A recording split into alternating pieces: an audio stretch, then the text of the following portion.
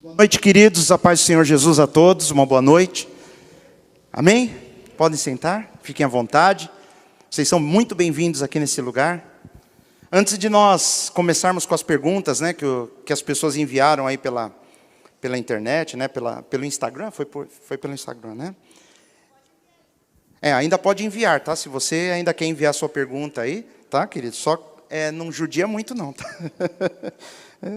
Amém? Mas antes de nós falarmos com os irmãos aí online, né, e compartilharmos aí as perguntas, eu queria ler para vocês uma passagem bíblica aqui, falar um pouquinho sobre o casamento, mas bem rapidinho, tá? Que nós não vamos tomar todo o nosso tempo disponível aqui. Tentar fazer em 15 minutinhos, se for possível, uma pequena palavra. Eu queria ler com vocês uma passagem que está lá no livro de Gênesis, capítulo 33, versículo 10. Gênesis 33, versículo 10 diz assim: Então disse Jacó: Não, se agora tenho achado graça em teus olhos, peço-te que tomes o meu presente da minha mão, porquanto tenho visto o teu rosto, como se tivesse visto o rosto de Deus, e tomaste contentamento em mim. Amém, queridos? Eu quero só orar, vamos pedir para Deus falar conosco nessa noite. Pai querido, no nome do Senhor Jesus, eu te peço que mais uma vez a tua palavra venha de encontro aos nossos corações, que a tua palavra ela venha de encontro às nossas necessidades, que o Senhor venha abençoar os casamentos, que o Senhor venha abençoar os casais, Pai, que tem buscado a Ti, que tem buscado sabedoria na Tua palavra. Eu te peço, Espírito Santo, que o Senhor fale conosco mais uma vez nessa noite, e que a Tua palavra, ela venha produzir vida, ela venha produzir esperança, ela venha produzir fé, ela venha trazer transformação no casamento de cada homem e cada mulher que está ouvindo essa mensagem. É o que eu te peço e agradeço no nome do Senhor Jesus, e você comigo diga: amém, amém. Na última mensagem nós falamos sobre, a pergunta foi: onde está Deus no meu casamento? E aqui eu trago uma história que aparentemente não tem muito a ver com casamento. Eu trouxe uma história aqui que fala o final de um período de divisão entre dois irmãos, Esaú e Jacó. É uma história bem conhecida.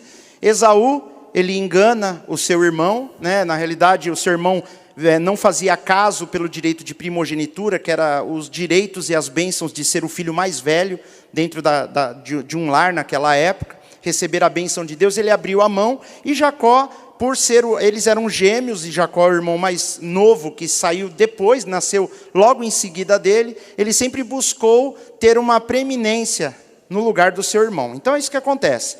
O seu pai, já numa idade avançada, Jacó engana o seu pai para que o pai o abençoasse no lugar do seu irmão. E aí começa um problema que Esaú, ele jura Jacó de morte. Ele fala que vai acabar com a vida de Jacó, e ali ele amarga uma raiva, uma ira contra o seu irmão, e eles ficam separados por anos, né? Muitos anos.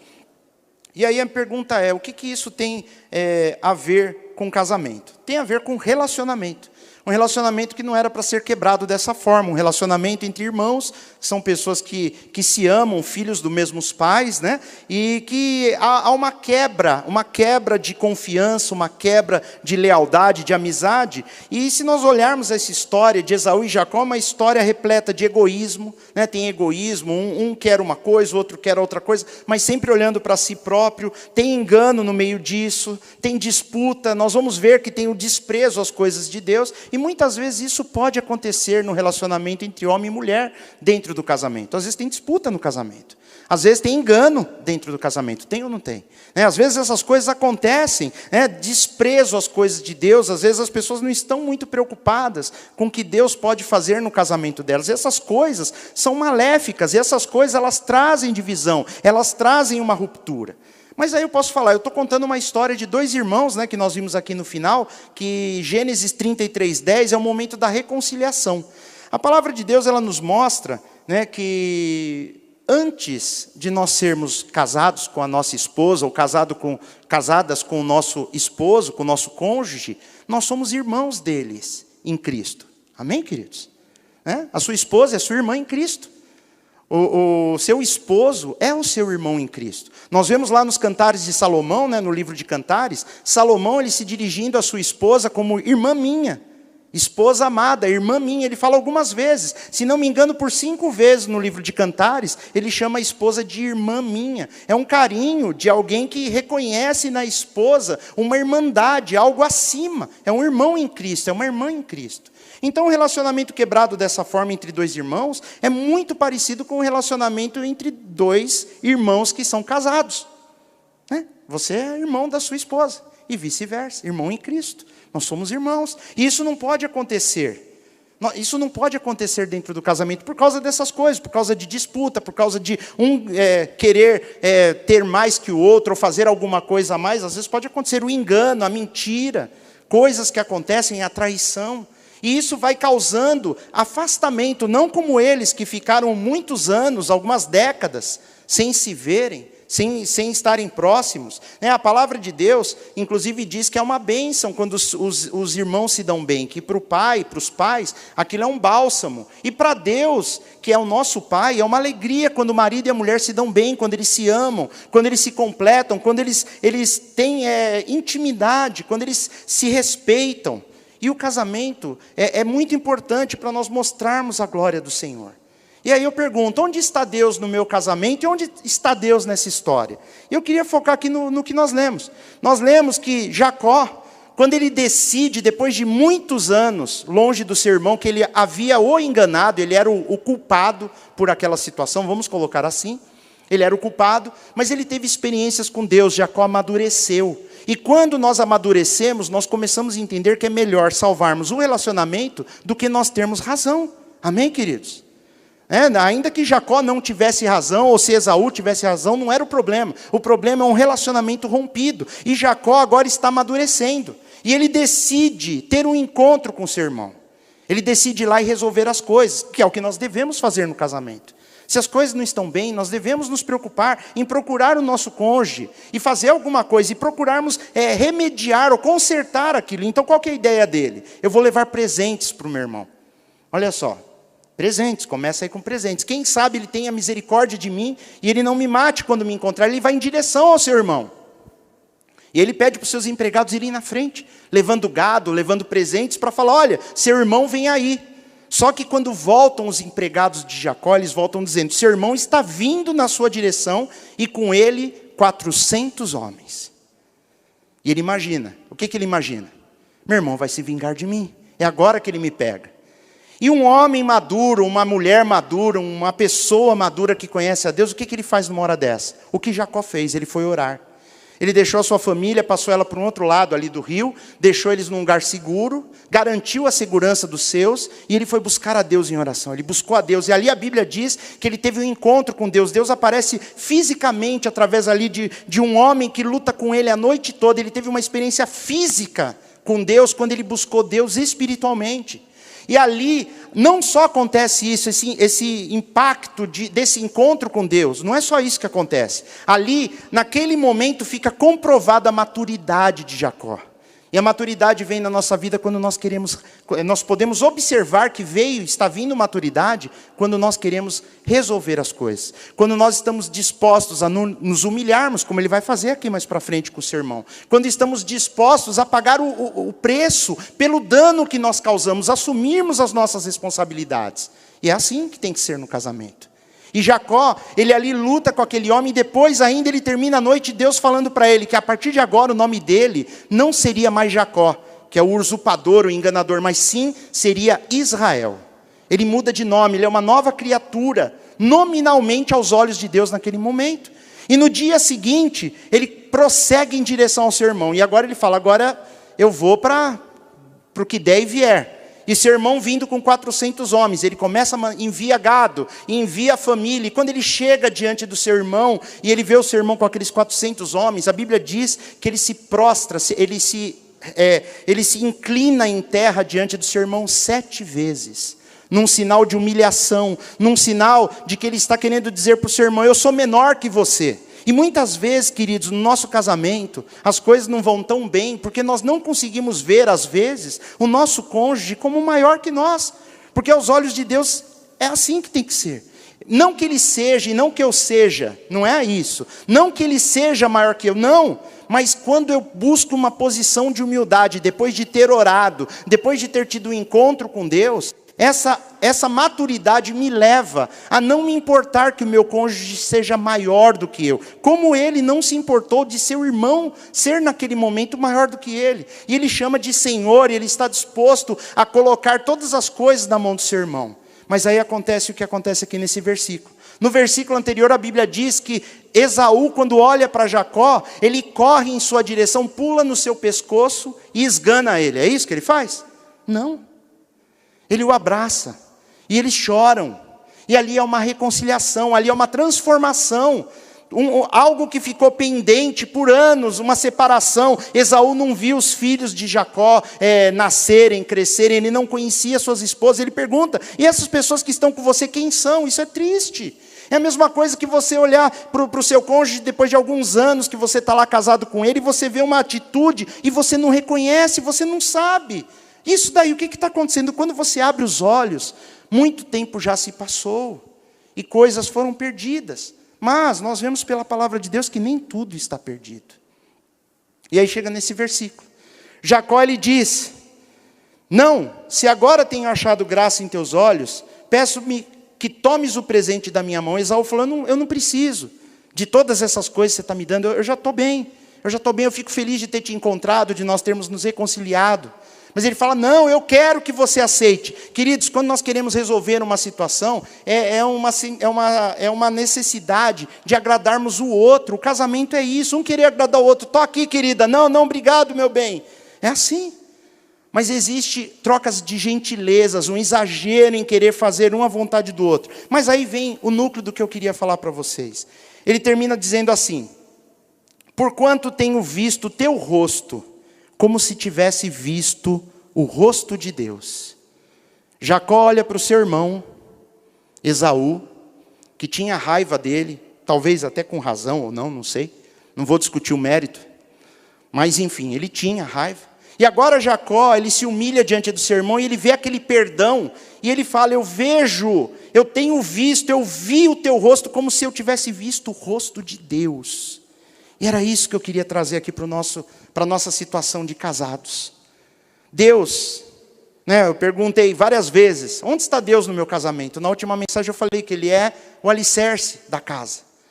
Mas aí, nessa passagem, Deus ele fala que Ele também está em outro lugar. Ele está no meu cônjuge.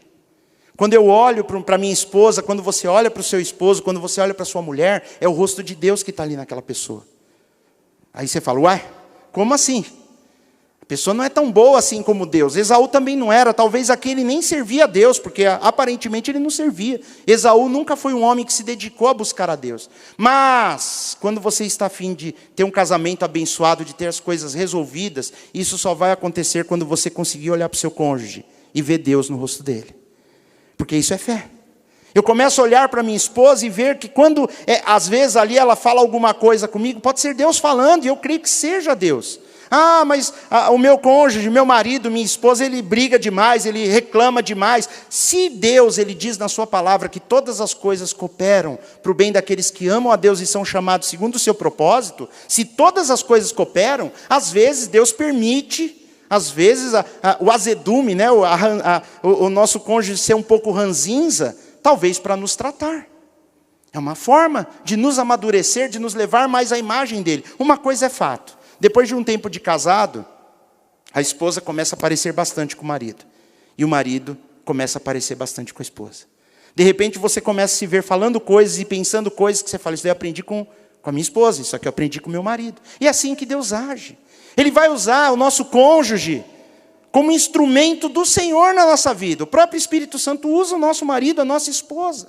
E nós temos que entender essas coisas, queridos. Onde está Deus no meu casamento? Ele é o alicerce, Ele é a base, mas Ele está no seu cônjuge. Ele vai usar a sua esposa para te tratar. Ele vai usar o seu marido para te moldar.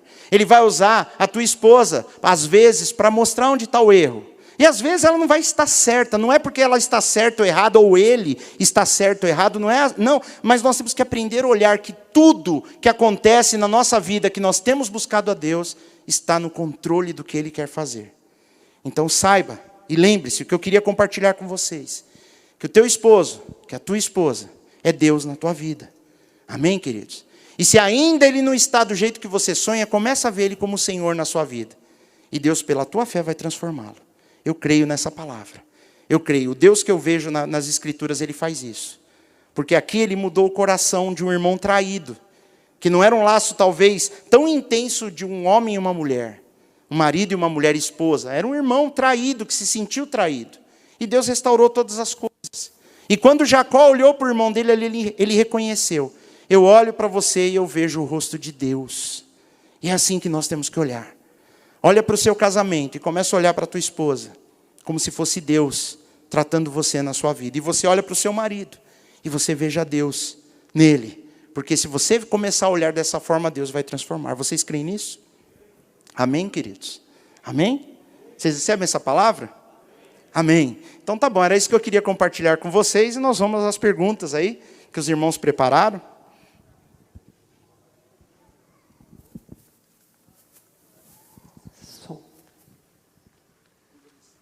Pode sentar aqui, pastor.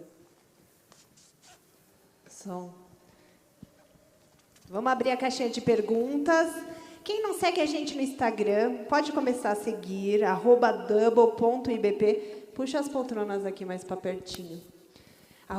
@double.ibp. Lá você vai ter uma caixinha de perguntas. Então, se você tem alguma dúvida sobre onde está Deus no seu casamento, a gente vai estar respondendo isso agora. E eu acho que a gente já tem algumas perguntas aí para responder. O pastor pediu para ir com calma, mas acho que o povo não foi com muita calma, não, viu? Nas perguntas. Já tem algumas aqui. Vamos lá. É tudo surpresa, né? O pastor está tudo de surpresa, viu? Ninguém está sabendo das perguntas. Só eu que vi agora aqui. Eu preferia dar uma mensagem de 1 hora aqui do que responder as perguntas. Joãozinho, liga o microfone, vira para o ladinho. É para o lado. Moisés, já tudo funcionando aí? Tranquilo. Deu certo? Chama o técnico para vir ligar. A técnica aqui, Thalita. Mas vamos lá, gente. Hoje a gente tem também uma surpresa para vocês, muito legal, acho que vocês vão amar. Pensando aí já no Dia dos Namorados, então se preparem, que a gente tem algumas surpresinhas. Mas vamos lá. Eles mandaram aqui pelo Instagram. A primeira pergunta, gente. Casei com a pessoa errada. E agora, onde está Deus? Eu passo. Vai lá, pastor. Manda ver. Deixa o pastor responder, né? Casei com a pessoa errada. Onde está Deus? É uma pergunta complicada, né? A resposta é muito difícil, né? Em primeiro lugar, vem a pergunta: por que eu casei com a pessoa errada? O que aconteceu no meio do caminho? Será que Deus não me deu sinais? Será que Ele não me avisou? Né? Será que em algum momento eu deixei de buscar a Deus até para Ele que me direcionasse para a pessoa correta? Mas eu Será creio... que é a pessoa errada mesmo? Então, é o que eu creio. Na palavra de Deus, eu não vejo pessoa errada, porque antigamente as pessoas casavam até por acordo, né? O pai lá acertava lá um acordo com o pai da noiva lá e arranjava o casamento. Quando ia ver no dia seguinte, né? Jacó queria casar com a irmã e o pai empurrou Lia para ele. E, no fim, ele teve filhos com ela e viveu até o final e parece que deu tudo certo, né? Então, eu creio que Deus, estando como a base, o alicerce da vida, como eu falei na outra mensagem, se Deus estiver na vida de um dos dois, eles clamam e buscam a Deus, a outra pessoa, ainda que pareça que seja errada, ela se torna depois uma joia lapidada pelo Senhor, né? Eu não creio que existe o certo e o errado no casamento. Lógico, é o que eu falei. Se a pessoa tem uma direção de Deus para algo e ela decide fazer algo fora daquilo, aí ela não pode nem perguntar onde está Deus no meu casamento, né? Sim. Às vezes, assim, a própria dificuldade do casamento faz a gente pensar: será que eu casei com a pessoa certa? Acho que eu casei com a pessoa errada. Talvez essa dificuldade crie na mente da pessoa essa pergunta: casei com a pessoa errada, e agora? Né? Mas, na verdade, às vezes não é a pessoa errada. Às vezes, é as circunstâncias, as dificuldades do casamento que fazem você pensar que aquela pessoa pode ser a pessoa errada. Mas também, rapidinho, a pessoa pode até ter feito a escolha, casou e tudo mais, só que talvez ela pare de continuar plantando no casamento, né? Então, ela nunca lê livros juntos, muito menos a Bíblia, muito menos oração. Então, aí o passar do tempo, com as dificuldades que a vida vai apresentando, a pessoa acaba também tendo essa impressão equivocada, né? Muitas das vezes, né? Puxa, e agora, o que eu vou fazer, né? Eu acho que o plantar constantemente no casamento, plantar leitura, não só gestos, né? Mas plantar o fundamento mesmo, a pessoa dificilmente vai ter essa impressão com o passar dos anos, né? Com o passar das dificuldades, né? Sim. Eu acredito que a dificuldade faz a gente fazer esses questionamentos, né? A dificuldade na vida, em tudo. Na faculdade, chega um determinado semestre, você fala, acho que eu escolhi o curso errado, né? E aí no trabalho é a mesma coisa, acho que essa profissão não é para mim. E aí chega o casamento, e às vezes você começa a ter dificuldade e fala assim, acho que casei com a pessoa errada, mas na verdade há dificuldade.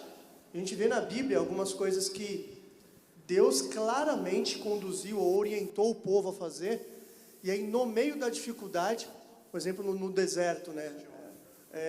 Deus ali estava orientando de forma clara, a presença dele conduzindo o povo de forma clara, mas diante de uma dificuldade o questionamento veio. Então acho que às vezes até a dificuldade, o momento que está vivendo ali, que faz esse questionamento vir, mas eu também concordo com o pastor. Eu acredito que Deus está no casamento, e ainda que essa aliança tenha sido feita, às vezes, até de forma errada, uma vez a aliança feita, Deus é um Deus de aliança, Deus é o Deus do casamento. Eu acredito que se Deus aí, irmão, Deus está no seu casamento aí, como o pastor falou, talvez até aí no rosto da tua esposa, ou né, o marido aí está sendo Deus na sua vida, irmã. Não despreza, não. Porque às vezes também, sabe o que acontece? Eu vejo a imaturidade. Às vezes a gente começa a namorar muito cedinho. Você vê, os casais, principalmente da igreja, namoram muito cedo. Aí aquela coisa de estar apaixonado, né? Aquela coisa que tudo é lindo, né? Não vê nada de errado, só vê coisa linda. Aí quando casa, começa a enxergar algumas coisas estranhas, assim, né? E aí vem as dificuldades. E talvez isso, essa imaturidade de casar cedo, enfim, pode trazer esse tipo de pensamento.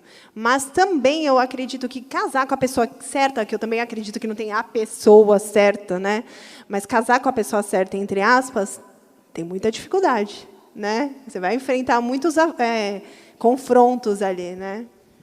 Só para acrescentar um pouquinho do que eu falei anteriormente, muitas vezes eu sei de coisas que eu gosto e coisas que eu não suporto.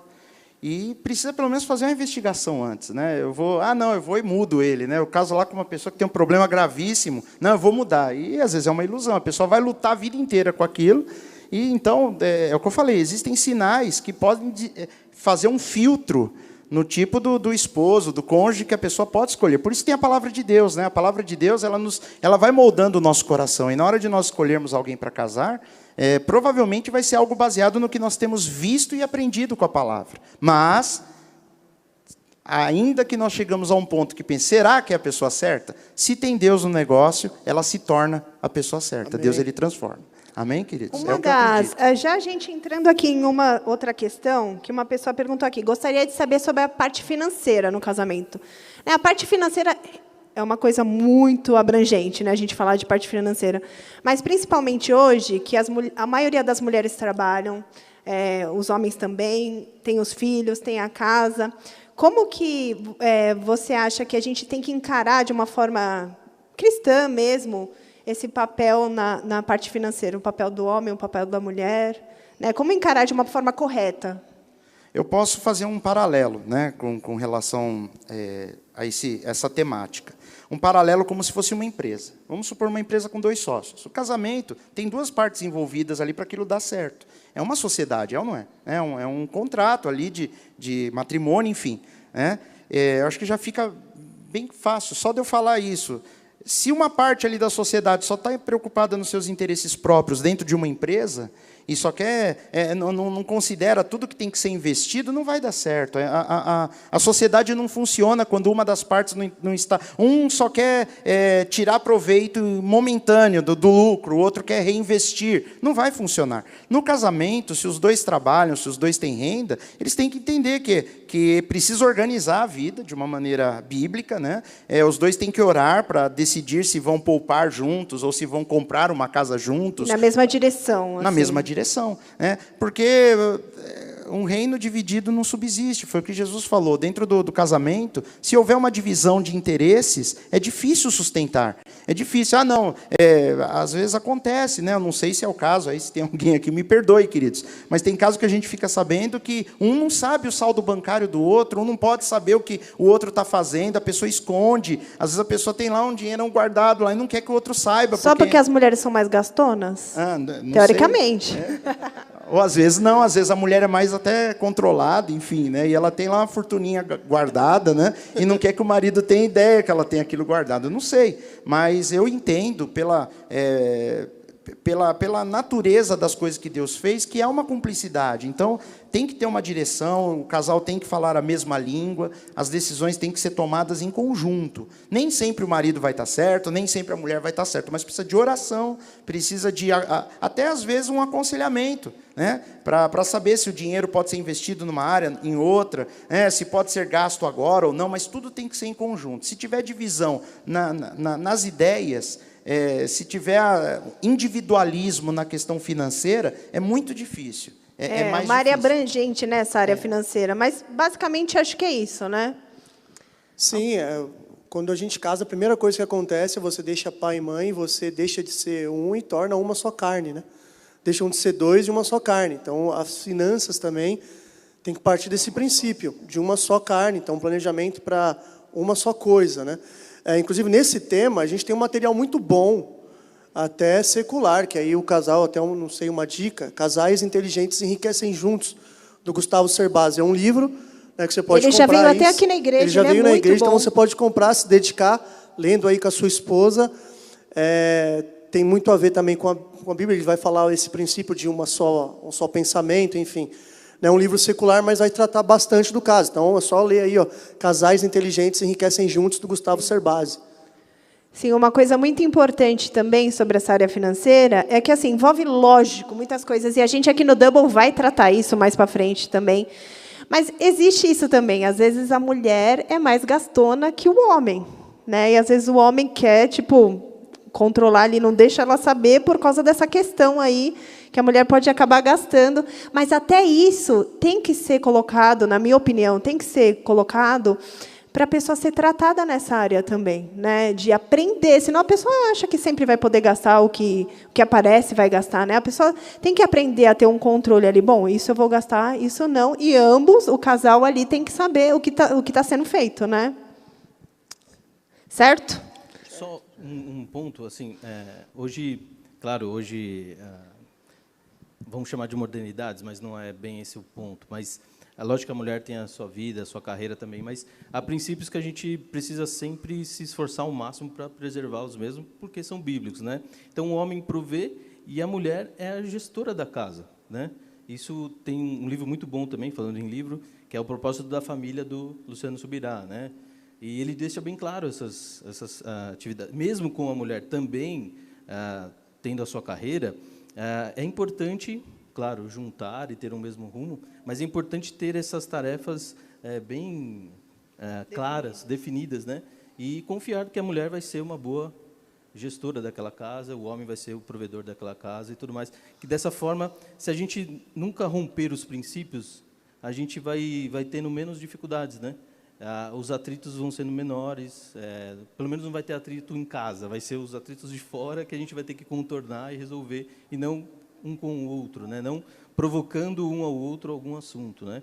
Então, sim, a mulher trabalha, sim, o homem trabalha, sim, tem carreiras longevas hoje, e exemplos e tudo mais, só que esses dois princípios eu acho que tem que ser mantidos, né, sempre ver se está no lugar certinho, né? Eu acho que é uma atenção importante. Sim. Na verdade, assim, tudo requer estudo, ler livro, estar junto, conversar, comunicação, né? Mas vamos lá. Vou fazer uma perguntinha. Depois dessa pergunta, a gente vai soltar um vídeo aqui que acho que tem super a ver com essa pergunta aqui. Meu marido não colabora. Tenho que trabalhar fora, cuidar da casa, filhos. O que fazer?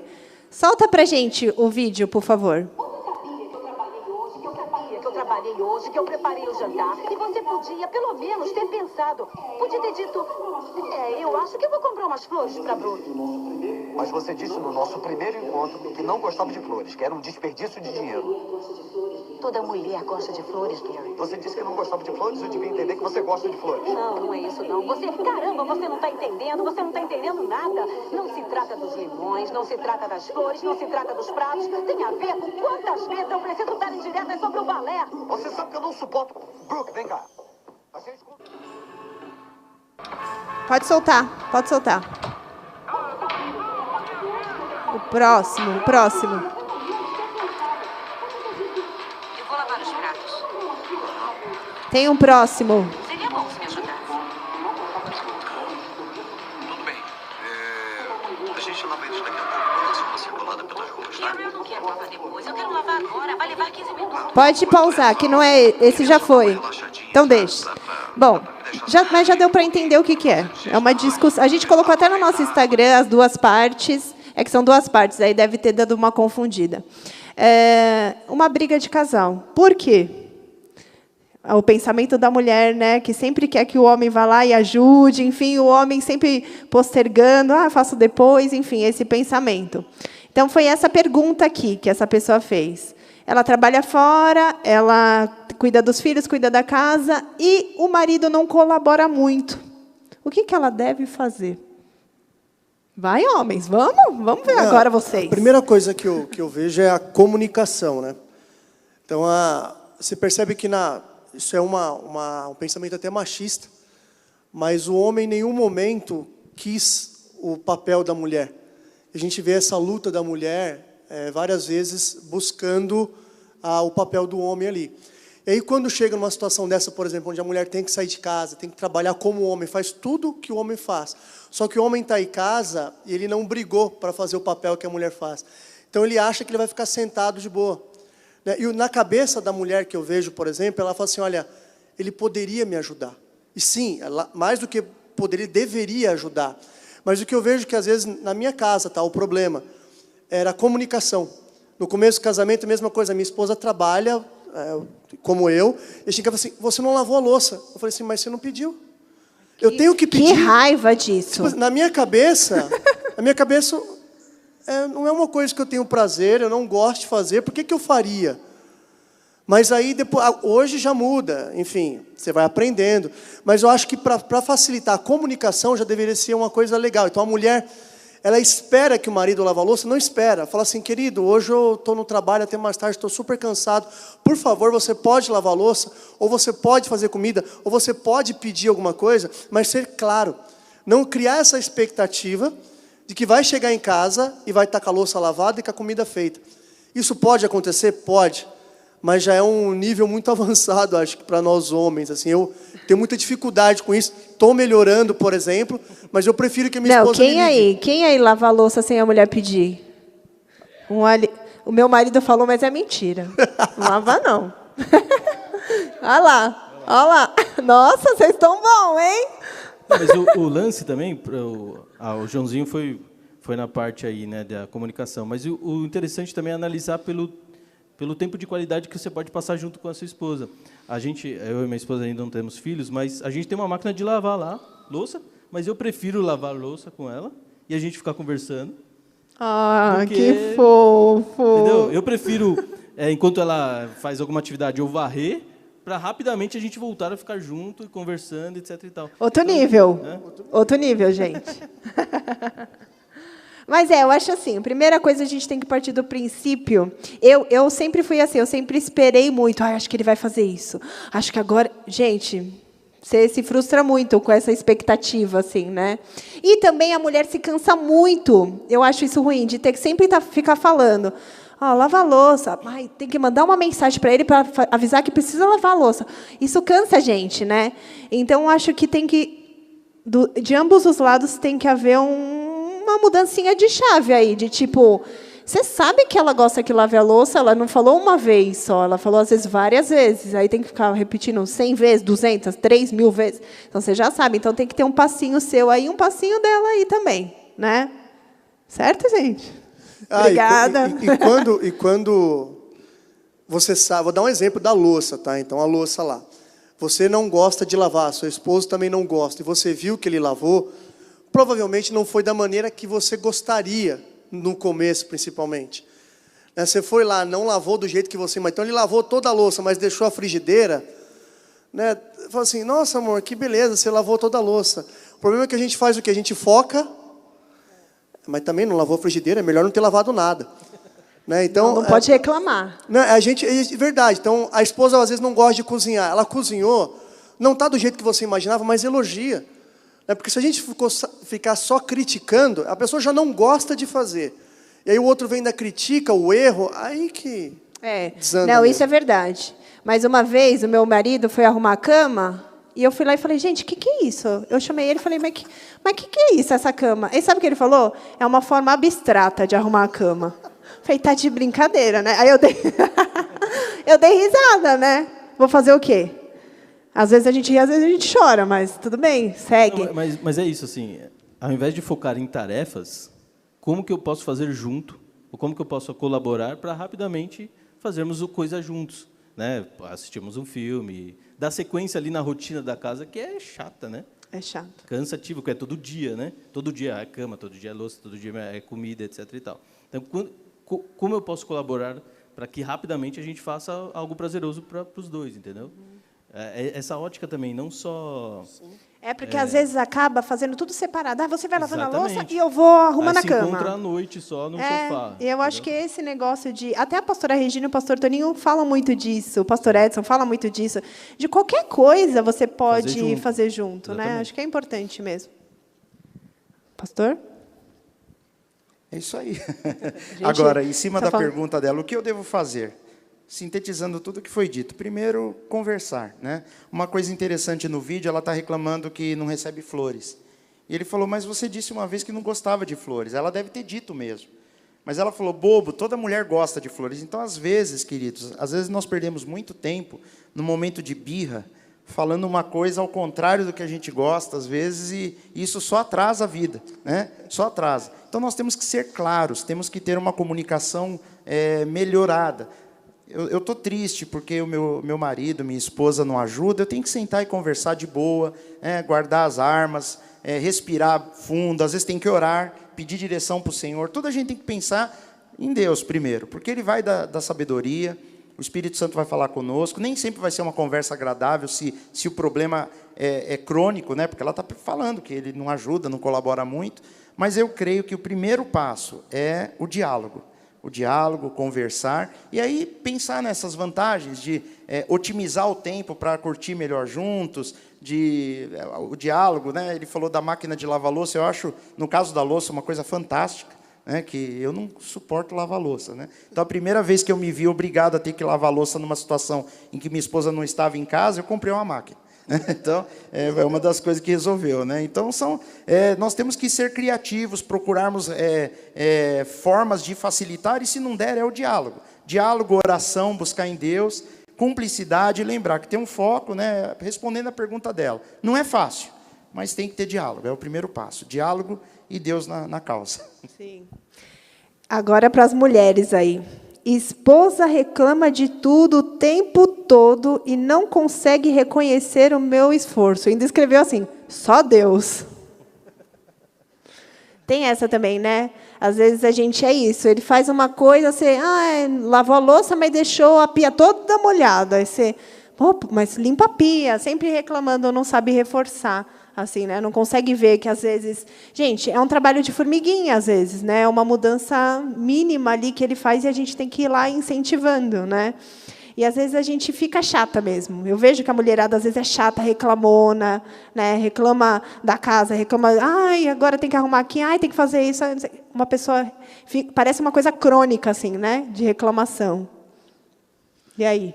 O que a gente faz? Essa aí é aquela que até o Luciano Subirá falou, né? É mudar o comportamento mental mesmo, é aquela questão da abelha e da mosca. A abelha, ela chega num lixão e ela vai procurar uma flor e vai conseguir achar uma flor no meio de um lixão. A mosca é o contrário. Ela está num jardim maravilhoso, mas ela vai achar algum lixo para poder ir no lixo. Então, é a gente mudar o nosso pensamento. Às vezes a gente faz isso no nosso trabalho. faz isso com as nossas filhas, mas não consegue fazer com o cônjuge. Por exemplo, o trabalho. Você pede para um colaborador fazer um trabalho ali, ele vem e não faz do jeito que deveria ser feito. E você vai todo contornando e fala, olha, isso aqui ficou bom, isso aqui também ficou bom, mas aqui você pode... A gente tem todo um trato com a filha. Minha filha vai e entrega um desenho. Às vezes o desenho parece que nem o Chaves fala, uma xirinfulinfla, né? Fala assim, nossa, filha, o que é isso? Eu falo, pai, você não percebeu? Não, o que é isso? Aquele desenho... Só que a gente vai contornando a situação. E com o nosso cônjuge, às vezes, ele faz também um trabalho, um desenho, mais ou menos, fala assim, que coisa ridícula. A gente literalmente perde o filtro, às vezes. Então, é mudar, na minha cabeça, assim, mudar a mente e tentar, o máximo, extrair o que tem de bom. O que tem de bom. E aí, se a gente focar o que tem de bom, acho que 90% das coisas vão melhorar aí nesse caso. Né? Sim.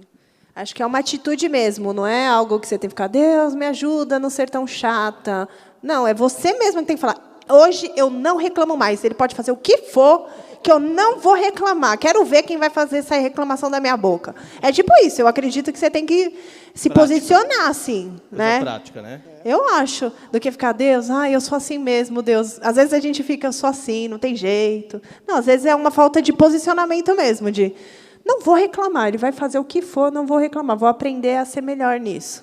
Eu acho que também trazendo o que o pastor pregou, né, tanto na semana passada e agora, ver Deus no cônjuge, né, não domesticar o cônjuge, né, não tratar como um filho e tudo mais, não trazer esses comportamentos com essa ótica, sabe? Ver aquilo e, poxa, essa é a preciosa que Deus me deu, como é que eu vou contornar uma situação, né? Então, claro, o resumo é sempre o que Jesus faria e como que eu vou agir. Mas a gente, ultimamente, eu acho que, principalmente o mundo, está domesticando essas relações, né? Tratando como filho, como filha, como uma autoridade equivocada, etc. E tal. Então, esse olhar que o pastor pregou tem que ser sincero mesmo, genuíno, né? De todo dia praticar este olhar e essas coisas vão se acertando, né? Sim. Nós, naturalmente, temos a tendência a sempre olharmos o lado negativo. É natural do ser humano. Nós vemos isso, a nação de Israel no deserto. Deus estava dando de tudo, maná caía do céu, e, enfim, Deus cuidava deles, uma nuvem que cobria eles de dia se tivesse calor, à noite uma coluna de fogo, mas eles sempre tinham algo para reclamar. E é sempre assim, nós somos dessa forma, e tem que ter muita dose de autocontrole mesmo, mudança de comportamento, começando pela mente, enfim, e olhar para o cônjuge como se é Deus, né? E lembrar que talvez nós erramos também, né? Quando eu lembro que eu erro muito, eu começo a ficar um pouco mais misericordioso, né? Eu começo a ter mais empatia pelo meu marido, pela minha esposa, e eu começo a entender que do jeito que eu erro, ele vai errar também. Então, talvez, quando eu faço um autoexame de quem eu sou e do que eu erro, eu fico menos crítico. Eu entendo que é esse o caminho. Mas, de novo, diálogo, oração, Deus na causa. Gente, vamos lá. Não sei se vai dar tempo de responder todas, mas a próxima. Onde está Deus naquele dia em que parece que a melhor coisa a se fazer é o divórcio? Aquele dia que a pessoa está por aqui, fala, é hoje que arruma as malas. O que se faz, gente? Então, mas se chegou nesse limite, né? É porque já não praticou... Já não fez nada certo. Todos os anteriores aí, né? Mas é complicado, né? Porque se de fato a pessoa tem essa compreensão, é porque ela mesma, particularmente, está longe também como devocional, né? Ela está completamente... Por mais que ela possa ter razões, pode ter pertinência nas reclamações e tudo mais, mas ela mesma, pessoalmente, ela está longe, ela está distante, porque se ela é alguém que se entrega a Deus no seu particular, no seu devocional, como irmãos em Cristo, né, que o pastor falou novamente, esse resultado final ela não vai ter, né? Independente de quão sofrido está sendo aquela circunstância. Sim, né? Sim. Imagino, né? Não sei, não. Não sei se a pessoa às vezes se irrita, assim, não sei. Se a pessoa não fala, eu acho que hoje eu queria dar uma saidinha, passar uma semaninha só, dar uma divorciadinha rápida, assim, de uma semana, e eu já volto. Não sei se passa isso pela cabeça, assim, das pessoas. chegando numa situação dessa, né, da pessoa achar que não tem mais jeito, é o divórcio, acho que não tem outra situação, porque aí, nesse caso aí, às vezes as tentativas humanas já se esgotaram, né? Então, eu tentei, eu fiz, mas será que fez do jeito de Deus, né? Será que trouxe Deus? Normalmente, quando você vai conversar com casais que estão a ponto de separar, você percebe coisas ali, como o Moisés falou, que lá atrás já teve problema. Né? E coisas mal resolvidas. Coisas mal resolvidas e coisas que a pessoa também não quis resolver. Problemas que a pessoa acha que está no cônjuge, quando, na verdade, o cônjuge está reagindo a um problema que é dela. Então, ela não percebe que, na verdade, se ela mudar, o cônjuge vai mudar naturalmente, porque ele está reagindo a um problema que é ela que faz. E a gente sempre está tentando apontar o erro, apontar o outro, enfim. É o nosso natural, né? Desde Adão e Eva, né? Quando Deus pergunta, o que você fez, Adão falou, a mulher que o Senhor me deu. Eva, o que você fez? A serpente que o Senhor criou, né? O caso do Cláudio Duarte, o brinque, ainda bem que o macaco saiu correndo, senão ia colocar a culpa. Mas essa necessidade de culpar alguém e não fazer a autoanálise, assim, peraí, será que o problema sou eu? A gente ouve muito isso. Ai, mas ele é assim, eu não tenho mais o que mudar. Eu já ouvi muitas vezes isso. Eu não tenho mais o que mudar. Ele precisa fazer algo, né, de diferente. O primo do amigo meu, começou. Nessas de conversar com o pastor, ele falou assim, pastor, mas eu já não tenho mais o que fazer. Eu falei assim, então você acha que você está perfeito? Então já pode morrer, né? Não, também não é assim, Né? Então essa é verdade, a gente acha que já é perfeito e não é. Nós estamos num processo, e pelo que nós estamos aprendendo na Bíblia, é muito provável que o meu cônjuge é um instrumento de Deus nesse processo. Então, eu não acredito que se esgotou todas as coisas. Eu acho que ainda há muito o que fazer, e o principal de tudo, se a gente deixar Deus agir, daquele versículo pentecostal, né? Agindo Deus, quem impedirá? O problema é que às vezes a gente não deixa Deus agir. A gente quer agir, a gente quer fazer as coisas, mas não deixa Deus agir. Né? Gente, tem muita pergunta aqui. Eu vou pegar mais uma aqui para a gente responder. Gosto de fazer devocional de manhã e minha esposa à noite. Como fazer? Ela de manhã, ele à noite. Né? Ou tem que fazer junto? Não, né? Tem que fazer junto, pastor? Pelo amor de Deus. Vou falar, bora mais baixo aí. É bom fazer juntos, né? Mas se não dá, cada um faz no seu horário. É bom fazer junto? É bom. É bom. Mas pode fazer separado também. Troca experiência. Às vezes, eu tive essa experiência com a minha esposa, a restauração do meu casamento. Nós passamos por uma crise muito grande há muitos anos atrás, né? E quando nós começamos a ter o contato com a palavra de Deus, o que restaurou o nosso casamento foi fazermos um devocional juntos. Nós lemos um livro juntos, capítulo por capítulo, e Deus foi tratando o nosso coração, né? Então é bom, é muito bom. E é bom também ter também fazer junto, é isso, né? Isso. Fazer separado e também fazer junto. Sim, eu tenho coisas a aprender ali com Deus, individualmente, mas às vezes é muito bom também eu buscar Deus junto com a minha esposa ali no devocional e lermos juntos e trocarmos informações. Ali, às vezes, é um momento de, civilizadamente, né, ali, né, com a Bíblia na mão, fazer uma briguinha mais suave, enfim, né, de resolver as coisas de uma maneira mais olhando para a palavra. Então, é bom, eu aconselho, né, quem quiser fazer um upgrade aí no casamento, comece a estudar a Bíblia junto com a tua esposa, você vai ver a diferença. Né? Sim, você vê. Sempre vai para aquele lado de que exige um trabalho de cada pessoa, né? Não é assim, cai do céu. Exige aí um esforço. Tem pessoas que vão falar assim, se eu não fizer todo dia, então é melhor não fazer nada. Não, eu prefiro fazer uma vez por semana do que não fazer nunca. 2 vezes, ótimo, 3, quanto mais, melhor.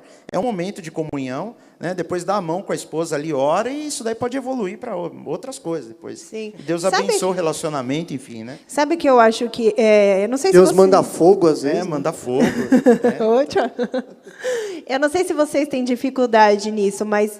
às vezes tem uma dificuldade em manter esse devocional ou essa oração juntos. Até teve uma pessoa que perguntou aqui mais ou menos isso. Algum esquema para manter isso? Esqueci, estou a semana inteira, não orei com meu marido a semana inteira na correria. né?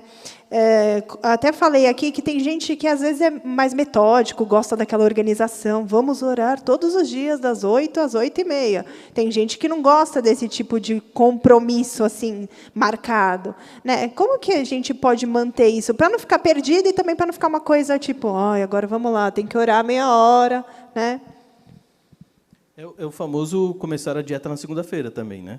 Porque se a pessoa fala, não, na segunda eu vou começar, então esposa, 8h e tal. Aí já não fez. Aí, a próxima segunda a gente volta. E aí vai deixando. Não precisa toda essa cerimônia, né? É só simplesmente desligar a TV ou qualquer outra atividade e abrir a Bíblia, né? Simples assim. Abrir um livro, etc. Essa prática, esse esforço vai gerar um ritmo, vai gerar uma prática. Quanto mais fizer, mais vai ficar... Esquecer o famoso dieta na segunda, e só ficar jogando de semana em semana, né? Praticar ali. Lembramos. Beleza, começou, né? Meia hora, depois 1 hora, 15 minutos, enfim. O tempo também, acho que não tem essa, não né? tem, tipo, tem que orar, pelo menos, senão ritmo, parece que não é né? crente, né? Se eu não orar pelo menos uns meia horinha aí, parece que não é o bom o suficiente. Que seja 5 minutos, que seja 3, que seja 7, né? Mas vai mantendo, né? Vai deixando aquilo. Às vezes, o fato de colocar como uma obrigação se torna um fardo. E tudo que é obrigatório se torna maçante, né? Na realidade, nós temos que entender que o relacionamento com Deus é algo maravilhoso, e se nós conseguirmos ter um tempo junto com a nossa esposa, vai ser muito melhor, com o nosso marido, né? Vai ser muito bom. Então, tem que ter um esforço nesse sentido. Falar, não vamos deixar passar de hoje, mas não deu certo, amanhã é outro dia, vamos lá, vamos fazer, né? Encontra ali um intervalo, em algum momento, não dá para fazer 1 hora, é o que vocês falaram. 15 minutos, meia horinha, não tem problema. O que não pode é não fazer nunca. Nós ficamos focando muitas vezes o ideal, e aí, por não conseguirmos chegar no ideal, nós acabamos não fazendo nada. E isso que é o ruim. Faça com liberdade, né? Eu falei, quando eu e minha esposa tivemos o nosso casamento restaurado, nós sentimos a necessidade de todo sábado irmos para um parque lá perto de casa, né? Um zoológico municipal, e nós íamos lá e sentávamos num banquinho, ali nós tínhamos o nosso devocional. Em algumas vezes foi tão intenso ali que nós tivemos experiências com Deus ali, nos abraçamos, choramos, e quem estava em volta ali não entendeu nada, né? Está acontecendo. Estava acontecendo ali um milagre, né? E então não existe o lugar certo, a hora certa, nós nunca mais fizemos isso. Hoje o nosso devocional é diferente. Enfim, não existe. Sabe, você falando me lembrou de uma coisa. Não existe lugar certo, não existe... Às vezes a gente se espelha muito, principalmente nas épocas que nós estamos hoje, a gente se espelha muito em outros casais. Às vezes é isso, às vezes tem casal que faz, por exemplo, igual Moisés. Faz de tudo para estar ali no momento, junto, lavando a louça. Às vezes você não é esse tipo de casal. Às vezes seu marido, vocês não curtem ficar ali. Vocês têm que explorar aquilo que para vocês é legal, aquilo que vocês gostam. Às vezes, eu gosto de ir no cinema com meu marido, lavar a louça, não. Ele vai lavando e vai fazendo outra coisa. Enfim, não tem a coisa certa ou errada para isso, né? O importante é fazer algo juntos, né? Não é um modelo, né? Não é um modelo, exatamente. O interessante disso que o pastor disse, que não se tornaram uma obrigação. Tem um pastor muito interessante lá da América, uma igreja muito grande lá dos Estados Unidos, de Orlando, e ele diz assim, cresça 5%, né?